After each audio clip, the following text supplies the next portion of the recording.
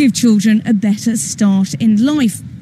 Peter Flack speaks for the Leicester branch of the National Union of Teachers. What they're doing is creating schools that are run by academy chains that aren't accountable to anybody. Ofsted has expressed concern about the lack of accountability of academies. They've got all sorts of financial difficulties. There are academies that actually are technically bankrupt. We have all of this taking place. There is no real evidence of any school improvement as a result of creating academies. Ofsted has said that. The Select Committee in the House of Commons has said that.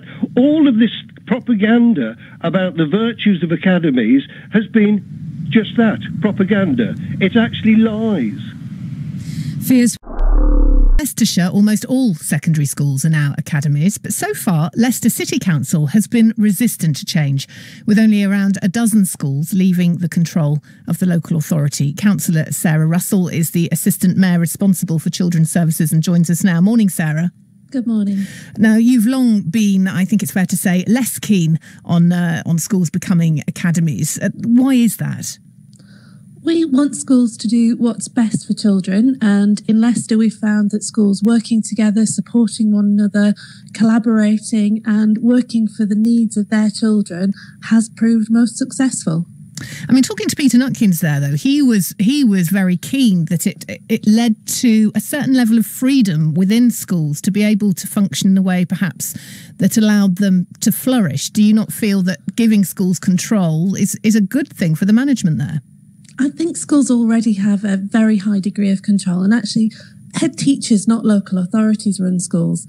Sadly, the sorts of controls academies bring are being able to employ unqualified teachers, having somebody in a chain that is responsible for the school, being able to remove locally accountable governing bodies.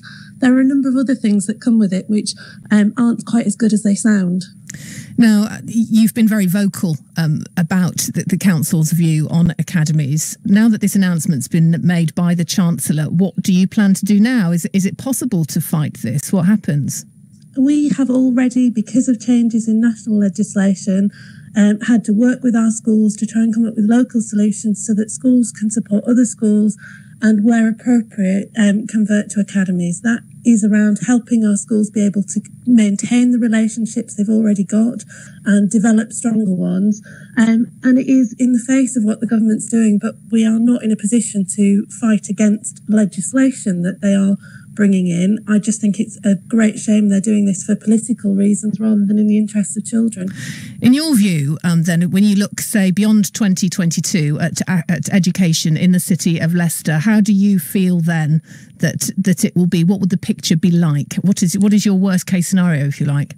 The worst case scenario is that our schools are picked off by regional and national chains, no longer work together, fight for the best children and leave the children who are struggling and need extra support behind, that we end up being excluded to help academy chains thrive, and those children are significantly left out of the education system, that we no longer have really positive links locally. Those are major concerns for us, and that our children will be taught by an unqualified workforce that won't help them succeed. But can they actually do some of those things, Sarah, as academies? Can they actually change the selection policies? I thought they couldn't. I thought the reason... They can change the selection, but they can change the admissions criteria in terms of location, age range. There are a number of academies now that are starting to look at cherry picking by their catchment area. So they're very deliberately drawing catchment areas that would only get them the best supported students. There are a number of things, sadly, they can do. But Peter Nutkins, again, as a head of a school which has now been in the academy system for several years now, is very much of the benefits that there's a way of flourishing that perhaps that he has felt over those years, that it's a change, it's freed of the shackles of local authorities. Well, I think when we talk about shackles of local authorities, it's quite interesting. What the local authority does is facilitate schools working together and develop The school that you talked to was one of the early converters. They were able to go as a single converter. No school is able to do that anymore. They now have to go as part of a multi-academy trust where there's a chief executive at the top of them who is often can be quite removed from the local education provision. Okay. And that's where we bring in concerns. All right, briefly, Sarah, what do you make of extending the school day? I know you have kids yourself. I know that 3:15 comes around very quickly. High quality extracurricular activities. What do you make of that? I think the opportunities for children to do high quality extracurricular activities is fantastic. It already exists in many of our schools. I think looking at it where they are genuine opportunities that are beyond the curriculum is important. But I do think that children also need downtime. They need time with their families. They need time to play, particularly younger children. We're seeing more and more that our younger children are not getting the opportunity to play, and that's a hugely important part of their development. OK, thank you. That's Leicester's Assistant Mayor for Children's Services, Sarah Russell. There'll be more revealed on this by the Chancellor at